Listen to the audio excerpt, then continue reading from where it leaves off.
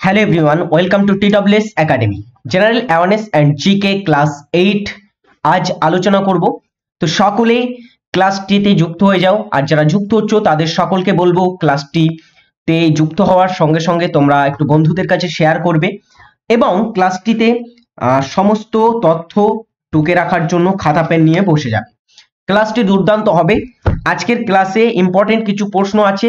প্রতিদিন free live class দেখতে আমাদের সমস্ত সাবজেক্টের ক্লাস করানো হয় সকাল 7টা থেকে রাত 8টা পর্যন্ত, সোম থেকে শনি। সমস্ত ফ্রি ক্লাস দেখতে দ্য ওয়ে অফ সলিউশন এবং TWS একাডেমি চ্যানেল দুটি সাবস্ক্রাইব করে রাখো এবং আমাদের সমস্ত ভিডিও লিংক প্রথমেই পেতে টেলিগ্রাম গ্রুপেও যুক্ত হয়ে যাবে। আজকের প্রথম প্রশ্ন দেখো স্ক্রিনে দেওয়া হচ্ছে, সেটা হলো পৃথিবীর নিরক্ষীয় অঞ্চল থেকে কোন বস্তুকে মেরু অঞ্চলে নিয়ে গেলে বস্তুটির ভর বাড়ে, ভর ও ওজন দুই পরিবর্তন হয়, ওজন বাড়ে ওজন কমে। আচ্ছা, ভর এবং ওজন বিষয় দুটি কিন্তু আলাদা, ঠিক আছে, প্রথমে বলে রাখি। এবারে দেখো, এই যে পৃথিবীর নিরক্ষীয় অঞ্চল থেকে কোনো বস্তুকে মেরু অঞ্চলের দিকে নিয়ে যাওয়া হলো, সেক্ষেত্রে বস্তুর কি হবে? সেক্ষেত্রে বস্তুর হবে তোমার ওজন বৃদ্ধি পাবে, ওজন বৃদ্ধি পাবে। কিভাবে? দেখো, মেরু অঞ্চল এবং নিরক্ষীয় অঞ্চলের ক্ষেত্রে দেখো, নিরক্ষীয় অঞ্চলে কি, নিরক্ষীয় অঞ্চলের থেকে সিম্পল একটা জিনিস বোঝো, যে এই যে তোমার একটা পৃথিবীর ধরো নিরক্ষীয় অঞ্চল, একটা মেরু অঞ্চল। নিরক্ষীয় অঞ্চল থেকে কেন্দ্রের দূরত্ব কি? কেন্দ্রের দূরত্ব বেশি, তাই তো? তো এই নিরক্ষীয় অঞ্চল থেকে মেরুর দিকে যত বস্তুটিকে নিয়ে যাব তত কি হবে? অভিকর্ষজ ত্বরণ বৃদ্ধি পাবে এবং তার ফলে কিন্তু এখানে তার ওজনেরও বৃদ্ধি হবে, ঠিক আছে। নেক্সট হচ্ছে 2024 সালে ভারতের গণতন্ত্র দিবস উদযাপনের দিন প্রধান অতিথি কে? ভারতের 2024 সালে যে গণতন্ত্র দিবস পালন করা হবে, সেই গণতন্ত্র দিবসে কে প্রধান গেস্ট হিসাবে আসবেন? কে আসবেন?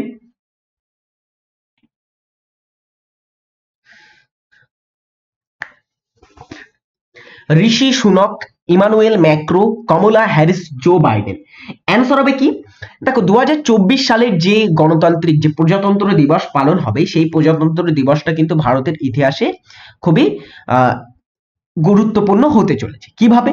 2024 সালের তোমার প্রজাতন্ত্র দিবস, সেটা হচ্ছে 75তম 75 তোমার হচ্ছে প্রজাতন্ত্র দিবস, যেখানে তোমার প্রধান চিফ গেস্ট হিসাবে আসবেন। তিনি হচ্ছেন কে? Emmanuel Macron. তিনি কে? তিনি হচ্ছেন ফ্রান্সের রাষ্ট্রপতি। ফ্রান্সের রাষ্ট্রপতি ইমানুয়েল ম্যাক্রো।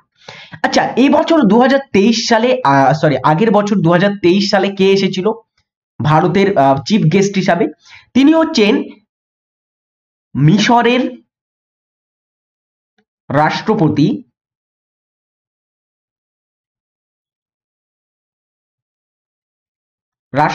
কে ছিলেন? তিনি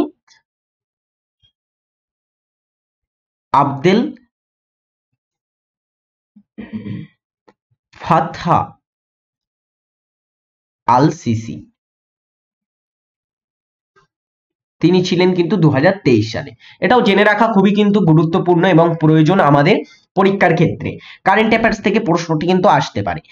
পরবর্তী প্রশ্ন হচ্ছে, কত সালে লন্ডনে ইন্ডিয়া হাউস প্রতিষ্ঠা করেন? লন্ডনে ইন্ডিয়া হাউস প্রতিষ্ঠা করেন বলতে প্রতিষ্ঠা হয় কত সালে? আচ্ছা, লন্ডনে যিনি ইন্ডিয়ান হাউস প্রতিষ্ঠা করেছিলেন তার নাম হচ্ছে কে? শ্যামজি কৃষ্ণ বর্মা। তিনি প্রতিষ্ঠা করেছিলেন লন্ডনে ইন্ডিয়া হাউস। এই ইন্ডিয়া হাউস প্রতিষ্ঠাটা হয়েছিল কবে? সেটা হচ্ছে 1905 সালে প্রতিষ্ঠা হয় ইন্ডিয়া হাউস লন্ডনে। পৃথিবীর আবর্তন গতি সব থেকে বেশি হয় কোথায়? নিরক্ষরেখায়, উত্তর মেরুতে, কর্কট ক্রান্তি রেখায়, মকর ক্রান্তি রেখায়। তো পৃথিবীর যে আবর্তন গতি সেটা সবচেয়ে বেশি হয়ে থাকে কোথায়? অ্যান্সার হবে, এটা হচ্ছে সবচেয়ে বেশি হয় নিরক্ষরেখায়। রাজ্য বিধানসভার সর্বোচ্চ সদস্য সংখ্যা কত হতে পারে? রাজ্যের যে বিধানসভা, অঙ্গরাজ্য আইনসভার সবচেয়ে নিম্ন কক্ষ হচ্ছে কোনটি? সেটা হচ্ছে রাজ্য বিধানসভা। Legislative assembly. এই বিধানসভায় সর্বোচ্চ তোমার সদস্য কতজন থাকতে পারে? সর্বোচ্চ সদস্য থাকতে পারে এই অ্যাসেম্বলিতে, সেটা হচ্ছে 500 জন। সর্বনিম্ন কতজন থাকতে পারে? সর্বনিম্ন থাকতে পারে কতজন? সেটা হচ্ছে 60 জন। 60 জনের কম কিন্তু রাখা যাবে না, বা 500 জনের বেশি কিন্তু হবে না বিধানসভার সদস্য, এটা কিন্তু বেঁধে দেওয়া হয়েছে। আচ্ছা, বর্তমানে ভারতের রাজ্যগুলির মধ্যে সবচেয়ে বেশি সংখ্যক বিধানসভার সিট, বিধানসভার যে আসন, সেটা কোন রাজ্যে আছে?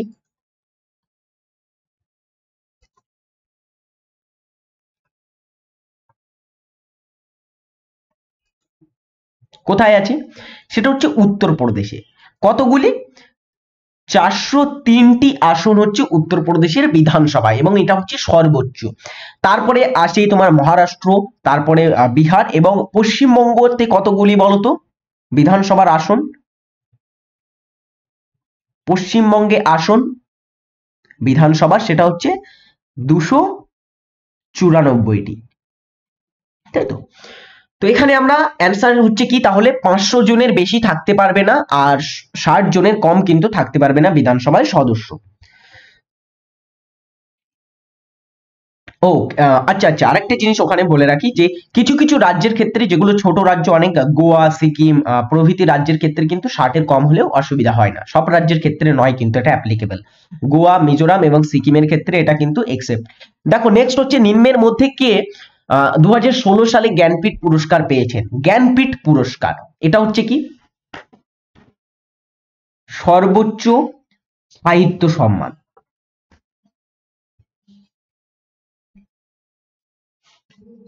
প্রথম প্রদান করা হয় কবে বলো? জ্ঞানপীঠ পুরস্কার প্রথম প্রদান করা হয়েছিল কবে?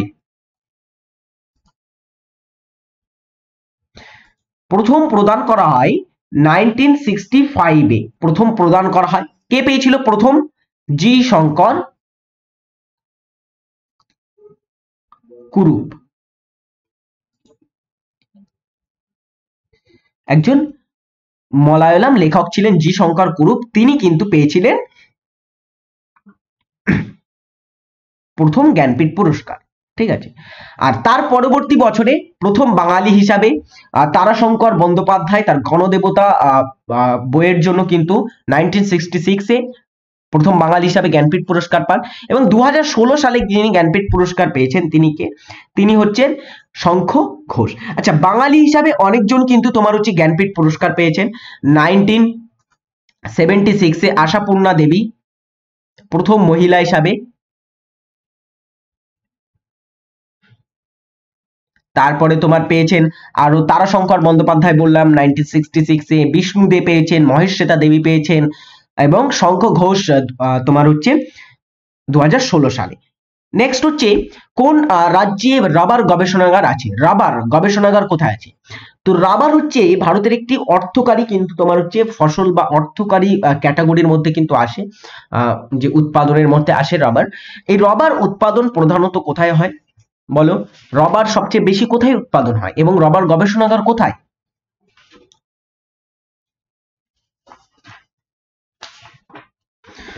রাবার যে গবেষণাগার বা রাবার উৎপাদনের ক্ষেত্রে প্রথম আসে হচ্ছে কেরালা।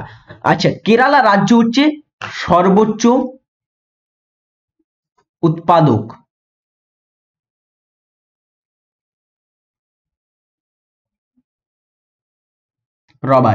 রাবারের সর্বোচ্চ উৎপাদক কোন রাজ্য? কেরালা।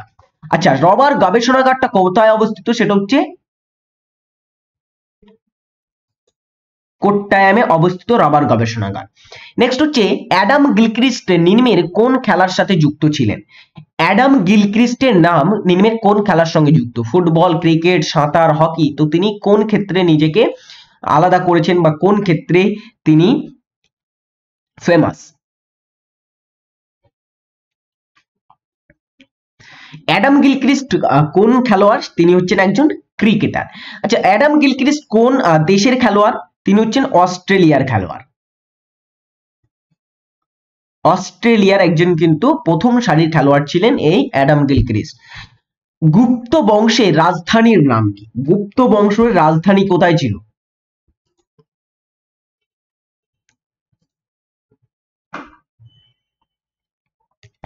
গুপ্ত বংশের রাজধানী ছিল কোথায়? সেটা হচ্ছে পাটলিপুত্র ছিল গুপ্তদের রাজধানী।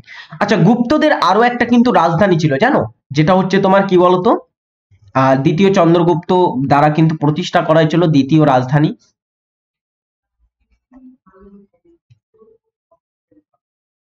এটাও পরীক্ষায় কিন্তু আসে যে গুপ্তদের দ্বিতীয় রাজধানী কোথায় ছিল। তাদের দ্বিতীয় রাজধানী ছিল উজ্জয়িনী। ঠিক আছে। পাবলিক অ্যাকাউন্টস কমিটির চেয়ারম্যান কে হন? কেন্দ্রীয় মন্ত্রিসভা দ্বারা নির্বাচিত হন, স্পিকার কর্তৃক নিযুক্ত হন, রাষ্ট্রপতি কর্তৃক নিযুক্ত হন, পাবলিক অ্যাকাউন্ট কমিটির সদস্য দ্বারা নির্বাচিত হন। পাবলিক অ্যাকাউন্টস কমিটি, এটা সম্পর্কে আমরা একটু সংক্ষেপে জেনে রাখি। পিএসি বা প্যাক। পাবলিক অ্যাকাউন্টস কমিটিতে সদস্য কতজন থাকে? মোট সদস্য থাকে 15 জন, যার মধ্যে লোকসভা থেকে কতজন? লোকসভা থেকে থাকেন কতজন? লোকসভা থেকে থাকেন পাবলিক অ্যাকাউন্টস কমিটিতে 22 জন থাকেন। আচ্ছা, 15 জন আসেন লোকসভা থেকে।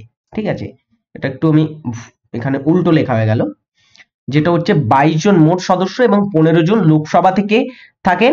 এবং তোমার হচ্ছে যে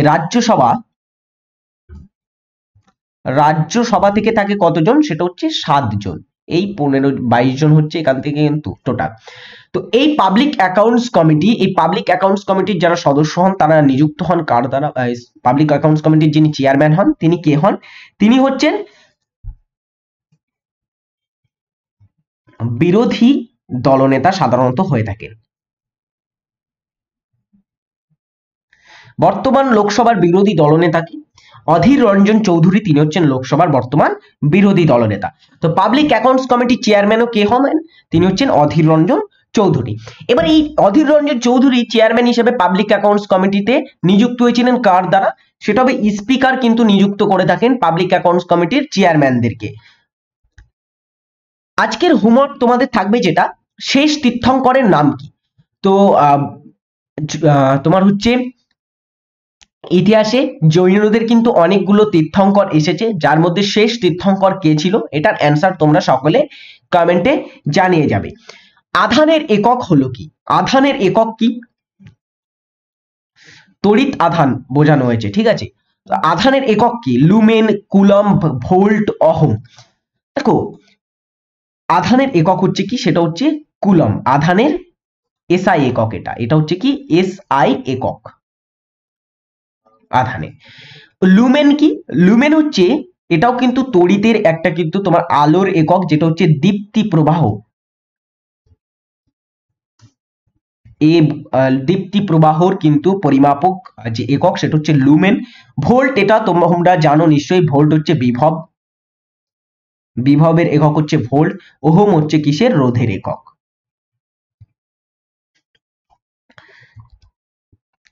ইটাই রোগ হয় নিম্নের কোন ধাতু দূষণের ফলে? ইটাই রোগটি, আচ্ছা ইটাই রোগটা কি? ইটাই রোগটা হচ্ছে একটা সাধারণত হাড়ের রোগ, একটা কিন্তু অস্বস্তিকর যন্ত্রণাদায়ক একটা তীব্র ব্যথা তোমার হয়ে থাকে যাদের ইটাই রোগ থাকে, এবং হাড়গুলোকে কিন্তু বাঁকিয়ে দেওয়ার কিন্তু ক্ষমতা রাখে এই ইটাই রোগ। তো এটা একটা ধাতু দূষণের কারণে হয়ে থাকে, যেটা হচ্ছে কোন ধাতু? সেটা হচ্ছে ক্যাডমিয়াম ধাতুর কারণে কিন্তু এই রোগটি হয়ে থাকে, ক্যাডমিয়ামের জন্য হয়ে থাকে। পারদ দূষণের ফলে তোমরা জানো কি হয়ে থাকে? পারদ দূষণের ফলে হয় তোমার হচ্ছে মিনামাতা রোগ হয়ে থাকে পারদ দূষণের ফলে, এবং বিভিন্ন কিন্তু পুরুষদের যে প্রজননগত ক্ষমতা হ্রাস করিয়ে থাকে পারদ দূষণের ফলে, প্রভৃতি কিন্তু বিভিন্ন রোগ হয় পারদ দূষণের ফলে। আর্সেনিক দূষণের ফলে ব্ল্যাক ফুট ডিজিজ হয়, হাতে পায়ে কিন্তু কালো কালো ছোপ দেখা যায়, ব্ল্যাক ফুট ডিজিজ হয়ে থাকে আর্সেনিক দূষণের ফলে। ম্যাঙ্গানিজের দূষণের ফলে স্নায়ু ঘটিত রোগ হয়। এগুলো জেনে রাখো, কাজে আসবে তোমাদের। নেক্সট হচ্ছে, প্রতি বছর কোন তারিখে বিশ্ব বন্য প্রাণী দিবস পালিত হয়? বিশ্ব বন্য প্রাণী দিবস কবে পালন করা হয়? তো বিশ্ব বন্য প্রাণী দিবস সেটা আমরা দেখেই বুঝতে পারছি, অপশন দেখে, যে মার্চ মাসে পালন করা হয়। সেটা কোন দিনে পালিত হয়? অ্যান্সার হবে বিশ্ব বন্যপ্রাণী দিবস পালিত হয় 3রা মার্চ। 4ঠা মার্চ কি পালন করা হয়? জাতীয় সুরক্ষা দিবস। তাহলে জাতীয় সুরক্ষা দিবস কবে? সেটা হচ্ছে 4ঠা মার্চ। 8ই মার্চ কি?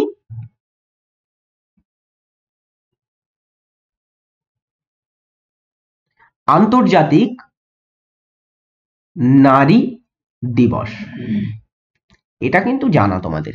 14ই মার্চটা কি পালন করা হয়? বিশ্ব বিশ্ব পাই দিবস।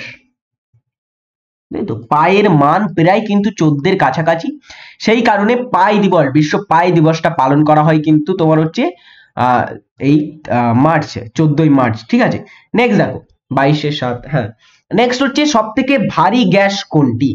সবচেয়ে ভারী গ্যাসের কথা বলা হয়েছে কোনটি? Hydrogen, BARNNA।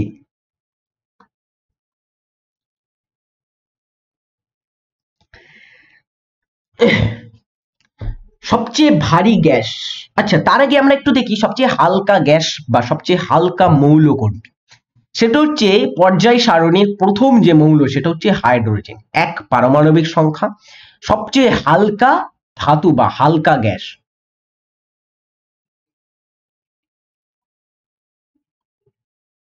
আচ্ছা, ধাতু বলছি, সরি ধাতু নয়, অধাতু। সবচেয়ে হালকা গ্যাস কোনটি? সেটা হচ্ছে হালকা মৌল যেটি সেটা হচ্ছে হাইড্রোজেন। এবং সবচেয়ে ভারী যে গ্যাস সেটা কোনটি? ভারী গ্যাস হচ্ছে Rn, অর্থাৎ রেডন। রেডন হচ্ছে কি? এটা হচ্ছে তোমার একটা রেডন, একটা কিন্তু তেজস্ক্রিয়। রেডনের আরেকটা বৈশিষ্ট্য জানো, এটা হচ্ছে তেজস্ক্রিয় নিষ্ক্রিয় মৌল।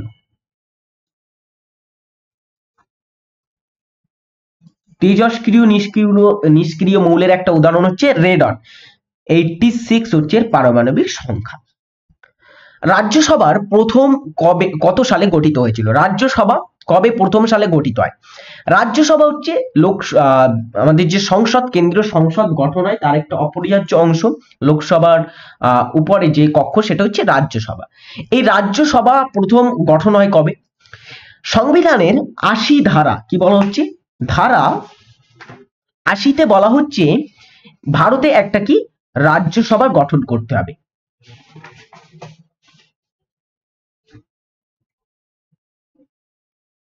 রাজ্যসভার গঠন কোথায় আছে? 80 নম্বর ধারায়। এবং এই রাজ্যসভা প্রথম গঠিত হয়েছিল কবে? সেটা হচ্ছে 1952-তে প্রথম রাজ্যসভার অধিবেশন কিন্তু অনুষ্ঠিত হয়। আইপিএল ফরম্যাটে 5000 রান করার প্রথম ব্যাটসম্যান কে? IPL, Indian Premier league.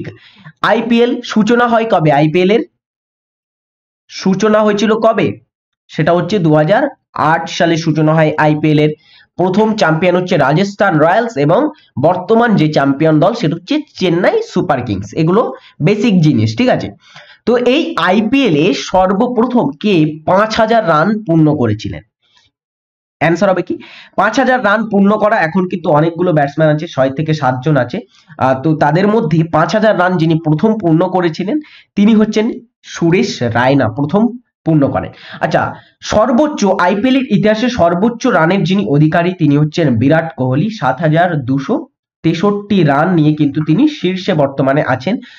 2023 সালের যে লাস্ট তোমার আইপিএল পর্যন্ত এই রান হচ্ছে তার সর্বোচ্চ, ঠিক আছে। এটা হচ্ছে আইপিএল এর সবচেয়ে বেশি রান। ল্যান বলতে নিম্নের কোনটিকে বোঝানো হয়? Local area navigator, large area network, large area navigator, local area network. তো ল্যান বলতে বোঝানো হচ্ছে কি?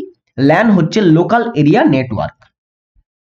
কোন ভিটামিন মূত্রের মধ্যে পাওয়া যায়? কোন ভিটামিনটি মূত্রে পাওয়া যায়? কে, ডি, সি, এ কোনটি পাওয়া যায়?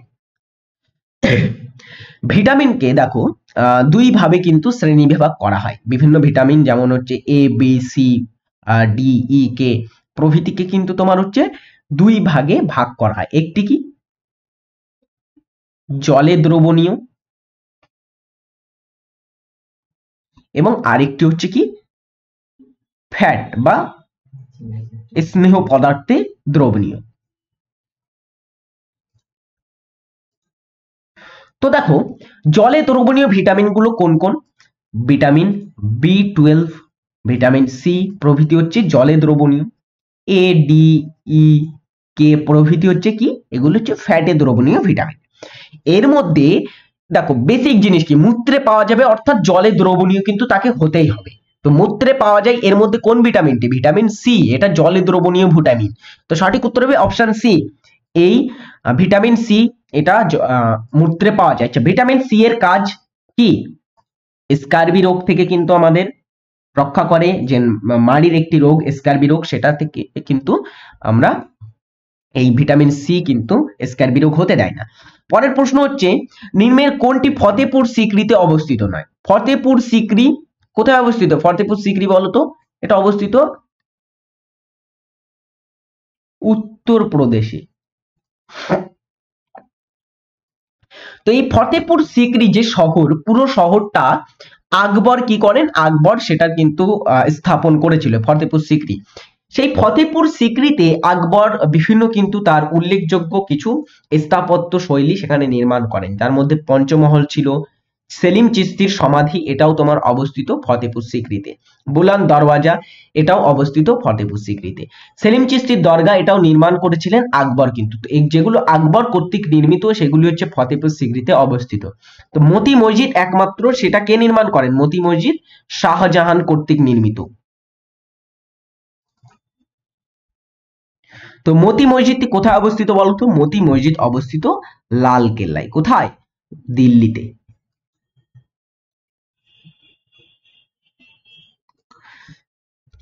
নিম্নের কোথায় ন্যাশনাল ডেয়ারি রিসার্চ ইনস্টিটিউট অবস্থিত? ন্যাশনাল ডেয়ারি রিসার্চ ইনস্টিটিউট কোথায় অবস্থিত? NDRI। এটি হচ্ছে Indian council of agriculture research, ICAR, এটার নামও মনে রাখো, Indian council of agriculture research. এই ICAR এর কিন্তু অন্তর্গত একটি সংস্থা ন্যাশনাল ডেয়ারি রিসার্চ ইনস্টিটিউট। এই ন্যাশনাল ডেয়ারি রিসার্চ ইনস্টিটিউটটি অবস্থিত কোথায়? হরিয়ানাতে। হরিয়ানার কোথায়? হরিয়ানার কার্নালে অবস্থিত। অপশন এ তে দেখো কার্নাল আছে, কার্নাল সঠিক উত্তর হবে, সেখানে অবস্থিত। আচ্ছা, একটু ছোট্ট একটা অ্যাড ব্রেক নেব। যারা আমাদের TWS একাডেমি অ্যাপে এখনো এনরোল করনি, এখনো ভর্তি হওনি, জয়েন হওনি, তারা অবশ্যই TWS একাডেমি অ্যাপটি ডাউনলোড করো। ডাউনলোড করলে তোমরা সেখানে কি কি পাবে, বা সেখানে আমাদের ব্যাচে ক্লাস করতে আসলে সেখান থেকে তোমরা কি কি পাবে? সোম থেকে শনি প্রতিদিন লাইভ ক্লাস পাবে, সমস্ত বিষয় ভিত্তিক কিন্তু অধ্যায় ভিত্তিক ক্লাস পাবে, প্রতিটি ক্লাসের PDF দেওয়া হবে, লাইভ মিস করলে রেকর্ডেড দেখার সুযোগ পাবে, doubt clearing class, mock test, বিভিন্ন কিন্তু অনেক কিছু তোমরা এখান থেকে পাবে। তো আজই দেরি না করে আমাদের TWS একাডেমি অ্যাপে জয়েন হও এবং সেখান থেকে তোমরা তোমাদের পছন্দের পেইড ব্যাচ, দেখো এরকম WBP, KP নতুন ফাউন্ডেশন, SSCGD উদ্যম ফাউন্ডেশন, WBPSC ফাউন্ডেশন, বিভিন্ন ক্লার্কশিপের ফাউন্ডেশন, বিভিন্ন কিন্তু ফাউন্ডেশন ব্যাচ চলছে, বিভিন্ন প্র্যাকটিস ব্যাচ আছে। তোমার যেটা পছন্দ হয় খুবই স্বল্প মূল্যে কিন্তু সেখানে তোমাদের ব্যাচ প্রোভাইড করা হচ্ছে। তো দেরি না করে, খুবই স্বল্প টাইম আছে, লিমিটেড অফার আছে, দেরি না করে আজই এনরোল করো TWS একাডেমিতে। তো সকলে যুক্ত হয়ে যাবে যারা এখনো যুক্ত হওনি। পরবর্তী প্রশ্নে ফেরত আসবো, যেটা হচ্ছে কি গুপ্ত বংশের কোন রাজা লিচ্ছবি দৌহিত্র নামে পরিচিত ছিলেন? তো লিচ্ছবি দৌহিত্র নামে কে পরিচিত ছিলেন?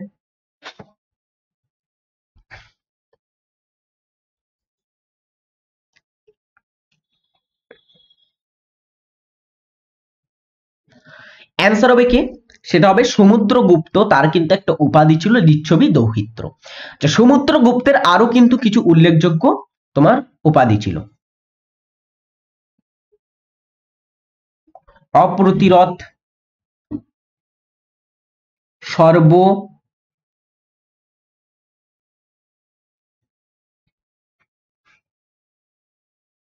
রাজচ্ছেত্তা, অশ্বমেধ পরাক্রম, এবং আরেকটি উল্লেখযোগ্য তার হচ্ছে উপাধি ছিল কবিরাজ, প্রভৃতি উপাধি কার? সমুদ্রগুপ্তের। নোট করে রাখো, কাজে আসবে তোমাদের। পরের প্রশ্ন হচ্ছে, ভারতে সংবিধানের কোন অনুচ্ছেদে কম্পট্রোলার অ্যান্ড অডিটর জেনারেল এর কথা উল্লেখিত আছে? অর্থাৎ ক্যাগ এর উল্লেখ আছে কোথায়? বলো। ধারা 169 কি আছে এখানে? এখানে আছে তোমার কি সম্পর্কে আলোচনা করা হয়েছে? এটা হচ্ছে অর্থ কমিশন। ও আচ্ছা, সরি, এটা হচ্ছে বিধান পরিষদ। বিধান পরিষদ। অর্থ কমিশনটা হচ্ছে, দেখো অপশন ডি তে আছে তোমার, হচ্ছে 280। অর্থ কমিশন রাষ্ট্রপতি কর্তৃক তোমার হচ্ছে 5 বছর অন্তর গঠন করা হয়। আরেকটু হচ্ছে ধারা 76, এটা হচ্ছে অ্যাটর্নি জেনারেল।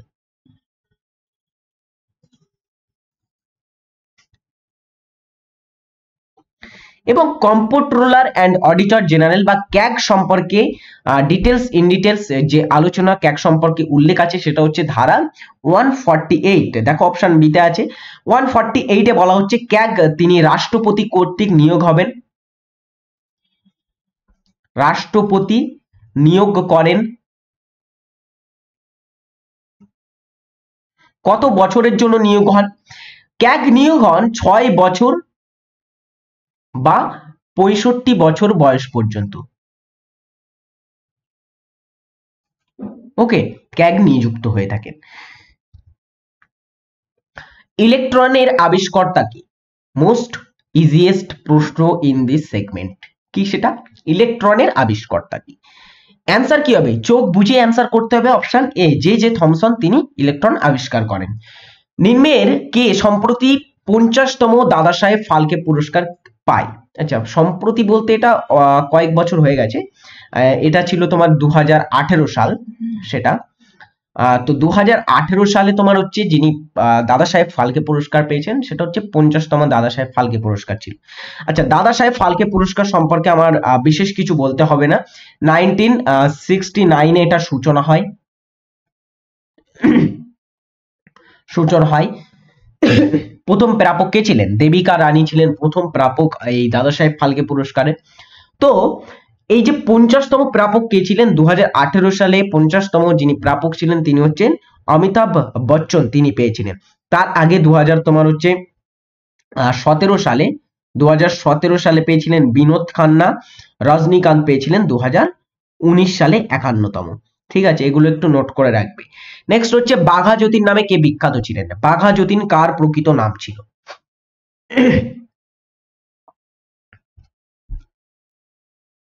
অ্যান্সার হবে কে? সেটা হচ্ছে Jatindranath Mukhopadhyay. The life divine বইটির লেখক হলেন কে? দ্য লাইফ ডিভাইন বইটি লিখেছেন কে?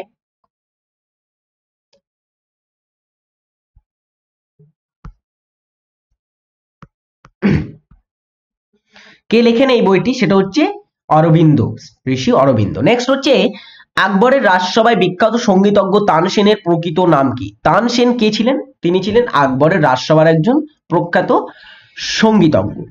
তো আকবরের রাজসভায় কি ছিল? নবরত্ন ছিল। নবরত্ন ছিল আকবরের রাজসভায়, যেখানে আমরা বীরবল, টোডরমল, রাজা মানসিং থেকে শুরু করে কিন্তু এরকম ফৈজি, আবুল ফজলের মতো উল্লেখযোগ্য এরকম কিন্তু ব্যক্তি বা পণ্ডিতদের কিন্তু আমরা এখানে দেখেছিলাম। তো এই আকবরের রাজসভায় ছিলেন একজন তানসেন, তিনি ছিলেন সঙ্গীতজ্ঞ। তো এই তানসেনের প্রকৃত নাম হচ্ছে কি? রামতনু পান্ডে। ভারতের প্রথম পর্তুগিজ শাসনকর্তা কে ছিলেন? পর্তুগিজরা ভারতে আসেন কবে? 1498 খ্রিস্টাব্দে প্রথম ভাস্কো দা গামা প্রথম ইউরোপীয় হিসাবে পদার্পণ করেন কালিকট বন্দরে। এটা বেসিক জিনিস, অনেকবার করানো তোমাদের। যদি না জেনে থাকো, আমাদের এর উপরে ডিটেলস ক্লাস করানো আছে কিন্তু চ্যাপ্টার ওয়াইজ ক্লাসে, তো সেটা তোমরা দেখতে পারো প্লে লিস্টে ক্লিক করে। তো এই 1498 খ্রিস্টাব্দে ভারতের প্রথম পর্তুগিজ শাসনকর্তা হিসেবে যিনি নিযুক্ত হয়েছিলেন, 1498 সালে নয়, প্রথম পর্তুগিজ শাসনকর্তা হিসেবে নিযুক্ত হয়েছিলেন 1505 সালে। 1505 সালে তিনি কে? তিনি হচ্ছেন ফ্রান্সিসকো ডি আলমিডা, তিনি ছিলেন প্রথম পর্তুগিজ শাসনকর্তা ভারতে। তড়িৎ প্রবাহ মাত্রা যে যন্ত্রের মাধ্যমে মাপা হয়, তড়িৎ প্রবাহ মাত্রা কোন যন্ত্রের মাধ্যমে মাপা হয়?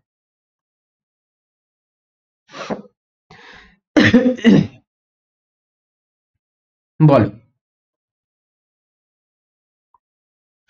পাইরোমিটারের সাহায্যে কি মাপা হয়? উচ্চ তাপ মাত্রা মাপা হয় পাইরোমিটারের দ্বারা। অ্যামমিটারের দ্বারা পরিমাপ করা হয় কি? সেটা হবে তড়িৎ প্রবাহ মাত্রা। আর দেখো ভোল্টোমিটারের দ্বারা কি মাপা হয়? বিভব প্রভেদ। অ্যানিমোমিটারের দ্বারা কি পরিমাপ করা হয়?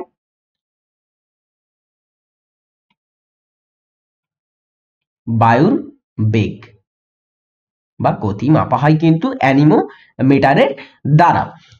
নিম্নলিখিতের মধ্যে কোনটি মানবদেহের ব্লাড ব্যাংক বলা হয়? কোনটিকে মানবদেহের বলা হয়ে থাকে ব্লাড ব্যাংক? ইজি কোশ্চেন, করে ফেলো দ্রুত সকলে, ক্লাস শেষের পথে। আজকের ক্লাসটির লাস্ট প্রশ্ন, মানবদেহের ব্লাড ব্যাংক বলা হয় সেটি হচ্ছে প্লিহাকে বলা হয়ে থাকে। আজকের প্রশ্নগুলি ছিল আমার এন্ড থেকে বেস্ট প্রশ্ন এই কয়েকটি ক্লাসের মধ্যে। তো এই ক্লাসটি যারা করলে শেষ পর্যন্ত, আশা করব অনেক কিছু তোমরা শিখতে পারলে, নতুন কিছু। আর তোমাদের শেখানোর জন্যই কিন্তু আমি ক্লাসটি করাই প্রতিদিন। তো আমার লক্ষ্য থাকে তোমাদের জন্য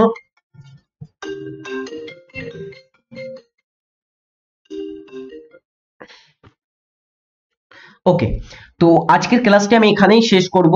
যারা ক্লাসটি শেষ পর্যন্ত দেখলে সকলকে ধন্যবাদ, এবং তোমাদের কাছে একটা রিকোয়েস্ট থাকবে, তোমরা যদি TWS একাডেমি অ্যাপ ডাউনলোড না করে থাকো অবশ্যই কিন্তু ডাউনলোড করো। ওকে, তো সকলে ভালো থাকবে, সুস্থ থাকবে, টাটা।